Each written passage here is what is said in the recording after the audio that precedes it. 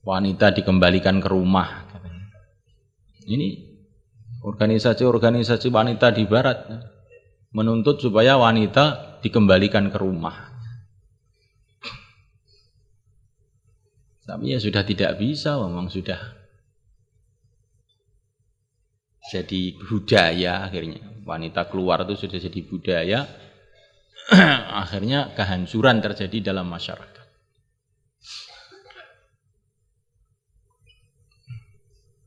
Sehingga hubungan keluarga, suami, istri sudah bukan hubungan yang suci lagi. Bukan hubungan yang dijaga, yang dihormati lagi. Akhirnya anak-anak tidak tahu siapa ayahnya. Ayah pun tidak tahu siapa anaknya. Akhirnya kasih sayang antara manusia hilang. Akhirnya hidupnya seperti mesin. Tidak punya rasa kasih sayang dalam hati. Itulah neraka dunia sebenarnya.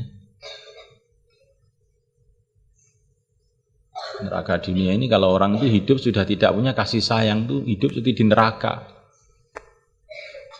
Cuman kerja, makan, tidur seperti binatang jadinya.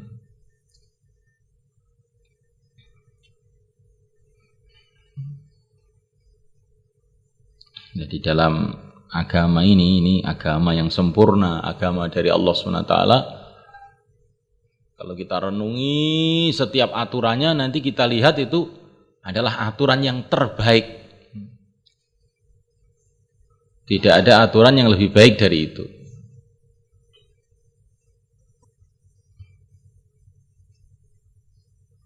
Kalau dilanggar nanti mesti risikonya itu akan terjadi satu saat.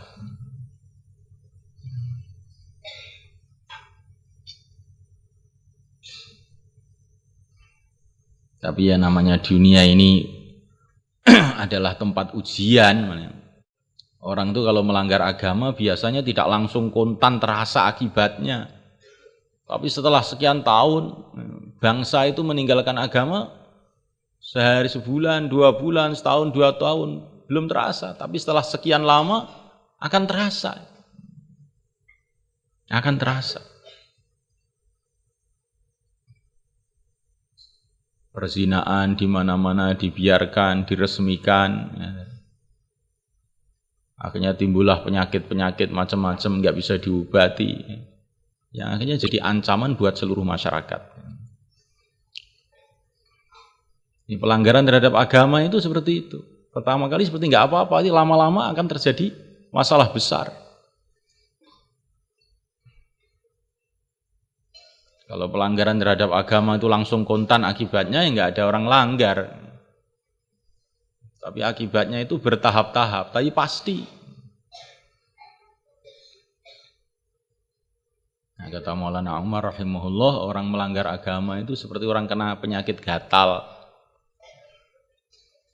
Orang penyakit gatal itu pertama kali itu rasanya malah enak, digaruk-garuk enak.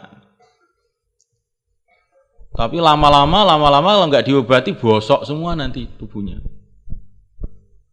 Nah, kemaksiatan juga begitu. Pertama kali seperti malah membuat semangat masyarakat. Hiburan sana, hiburan sini. Lama-lama itu nanti hancur kehidupan itu lama-lama itu. Secara bertahap-tahap.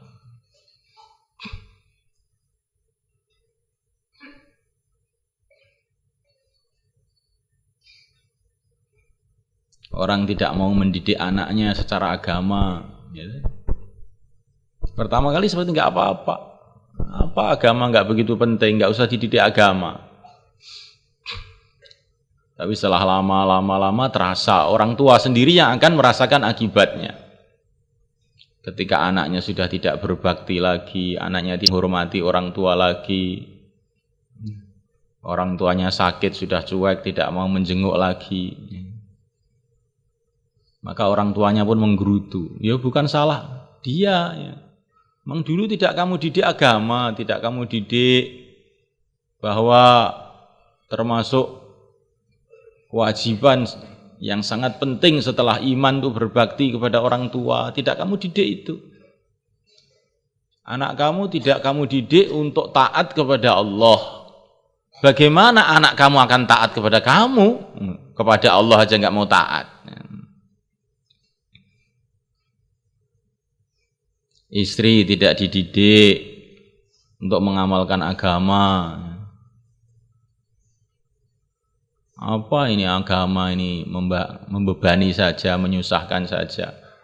Nanti kalau istrinya sudah lepas, ya, jadi binal, jadi nakal, keluyuran kemana-mana, wah baru teriak-teriak, bagaimana istri saya kok hilang? Ya.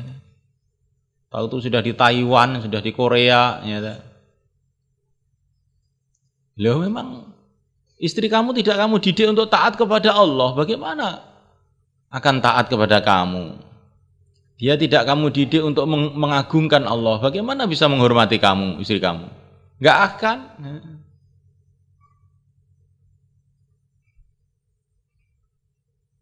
Tapi ini dirasakan itu setelah sekian lama itu baru terasa biasanya itu. Kalau awalnya malah gembira, wah istri saya bisa jadi wanita karir, ya, bisa nyetir mobil sendiri, ya. Oh gembira itu, bangga. Setelah istrinya hilang, baru dia teriak-teriak. Ya. Itu agama itu seperti itu. Ini baru di dunia, belum di akhirat.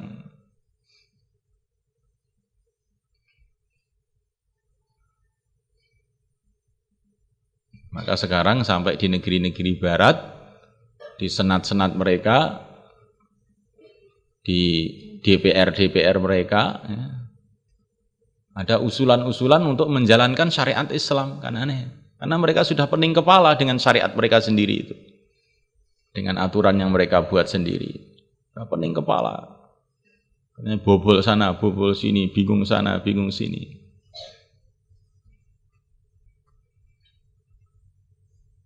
Di saat orang-orang Islam sendiri tidak mempelajari syariatnya.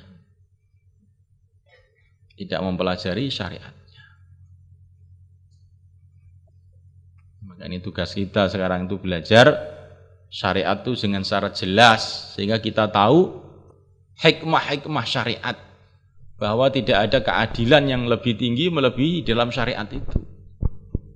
Terus kita pelajari sampai jelas. Sehingga kita bisa menjelaskan keindahan agama ini kepada seluruh umat.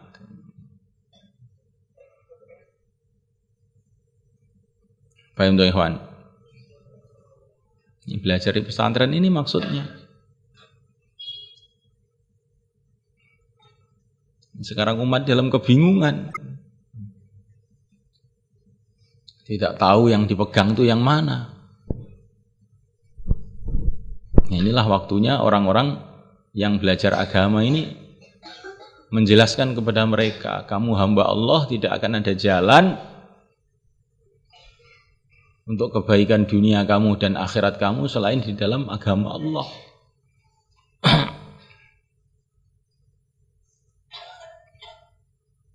Ini tugas kita sama-sama.